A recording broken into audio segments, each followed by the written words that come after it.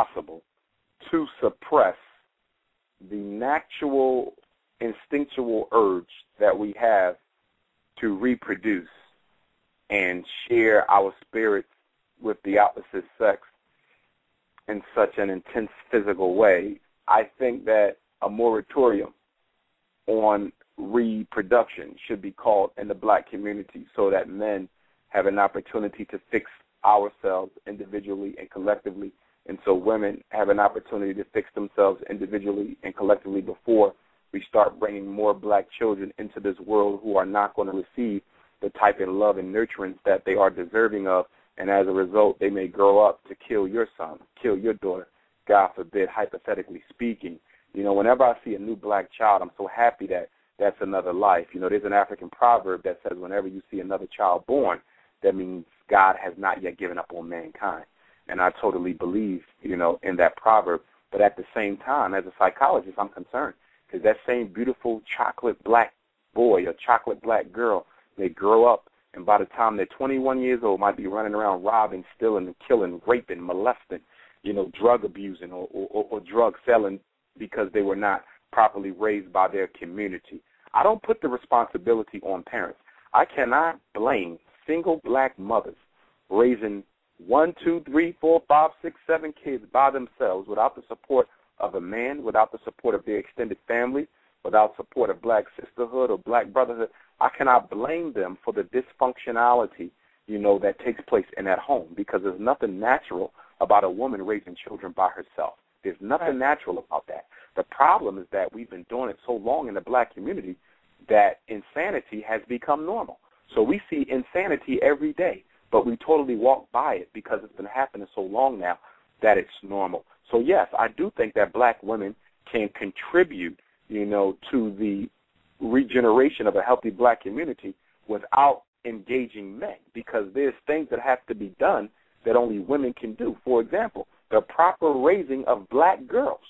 Okay, yes, we as men participate in that because those sisters need to be showered with that masculine energy to make sure that by the time they get to adulthood, they're not insecure about who they are as a woman as a result of not having that type of support from a male. But the raising of healthy black women has to be done by the sisterhood unit, you know, but the sisterhood unit ain't too controlled about that because many of the sisters are competing with the younger sisters. There's too much competition going on for men, you know, far too many competition. There's too much competition for ego, you know, and unfortunately the American social order, you know, has metamorphosized so many black women into what I call the she-male, S-H-E-male, the she-male, which is a black woman, you know, who has been conditioned by the American social order to function as a man. She has the aggression of a male. She has the ego of the male. She has the destructive tendencies of a male. That feminine beauty, that goddess mature energy, she no longer has that. So she has the female's body, but the mind of a man. And we have to be sure not to raise our young girls to be she-males because there's too many she-males running around. And that has a lot to do with why our families are being destroyed because two men cannot rule the same kingdom. So if you have a she-male and you have a black man living in the same house, somebody has to move out because there's no balance there. It's totally tilted to the masculine side and not the feminine side.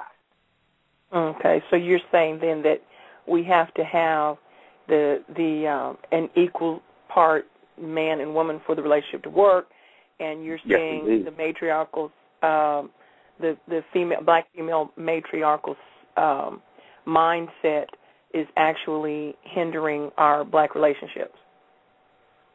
It's hindering it only from the standpoint that too many women are taking the lead in terms of what the woman's movement, a European women's movement in America, which many of them really didn't believe in themselves, unfortunately motivated and influenced and conditioned a lot of black women to go to war with their men.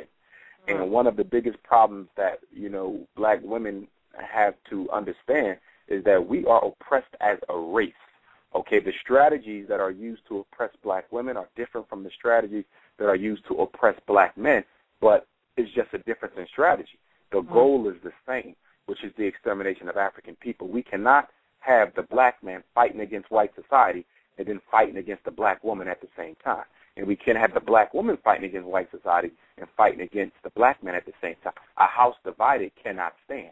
But again, because the black man has psychological issues from childhood, be they molestation, not having his father there, not having his mother there, being bullied, depression, substance abuse, marijuana addiction, whatever his issues are, they got to be dealt with before he comes into marriage. And it's the same thing with the woman. She has those same types of issues. Marriage has to become more structured in our community. Marriage is totally unstructured. Two people decide they want to spend the rest of their life together. They run off downtown to the Justice of the Peace, okay, and they get a certificate. The white man gives them the approval to get married. Where's the community regulatory system? Okay, you should have to answer to someone in the community before you get married. Black marriage is unstructured. Too many people are getting married for the wrong reasons. One of the biggest reasons why we're getting married is because we're looking for somebody to help us escape from our own psychological misery. Okay, I hear black women say it all the time. I want to meet a man who can make me happy. The problem with that is no human being can make another human being happy. Happiness is an emotion. It is a mental state. All mental states are internally created. You make yourself happy. So if you're getting married so somebody can rescue you from your own self-created misery, the marriage is going to fail because it's based on an unrealistic assumption. A lot of men are getting married for ego extensions, which means they're not considering the personality of the woman, her goals, her likes, her dislikes. They're simply saying that this attractive black woman looks good on my arm. This educated black woman looks good on my arm. This high-achieving, go-getting, and entrepreneurial spirited black woman looks good for the economic empire that I'm trying to build. They totally reduce the woman. They objectify her to a means to an end and not the in and of itself. And as a result of that, marriages are being destroyed.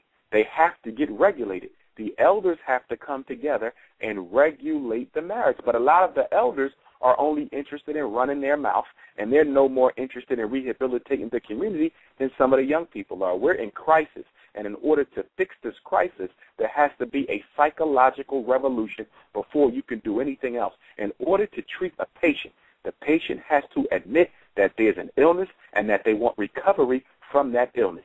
With black people, we don't want to admit that we have problems, and we damn sure don't want to put forth energy to solve those problems. Umar, I'm going to need you to just say that one more time. I need you to say that until we revolutionize our thinking, all the rest of this that you're talking about, it will never materialize.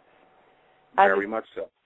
Until we fundamentally change we see ourselves and each other, until that psychological revolution takes place, a fundamental 365-degree change in the way we see ourselves and each other, okay, we'll never be able to get anything else because black people have contempt for themselves. We don't like one another. When you walk down the street, look at how black people look at you. They roll their eyes at you, okay? They make nasty faces. That is a symptom of self-hatred. You speak to black people, some of them don't even speak back unless they know you, okay? That is a symptom of self-hatred. You cannot unite a people. You cannot help a people who believe that they have a God-given right to suffer. You have a lot of black people who believe, and this belief has been reinforced through these religions, that we were put here on earth to be made a mockery by other people because we lost our way to God, okay? The illogical idea behind that argument is that the white man who has been running the world for the past 500 years, okay, is not a spiritual being. So the argument that we are in the condition we're in because we lost spirituality would also have to presuppose that the European is in charge because he has attained spirituality. There you go. That's not the truth. The reason why black people are in the condition that we are in is because we have given up our responsibility for our own racial salvation. We are too lazy to work to repair ourselves. If you look at every other race on the planet, they are willing to work to repair their condition, not us. Okay? We are far too in love with white people, and we don't have enough love for ourselves. If you notice, black people are very compassionate about everybody else. We're compassionate about the Jewish Holocaust, but we'll turn a blind eye to the African Holocaust. We're totally sensitive to what's going on with Iraqis and what's going on with Libyans and what's going on with any other people. But the minute you talk about a black brother just got shot down the street, they'll say, well, he probably deserved it. Totally contempt for themselves and total sensitivity and compassion for everyone else. We still have the mind of the slave 144 years after emancipation, but we still have the consciousness of the enslaved person. And until we exercise the slave consciousness from our psyche, we'll never be free, because you can take the slave out of slavery all you want, but until the slave decides to take slavery out of himself, he'll never be free.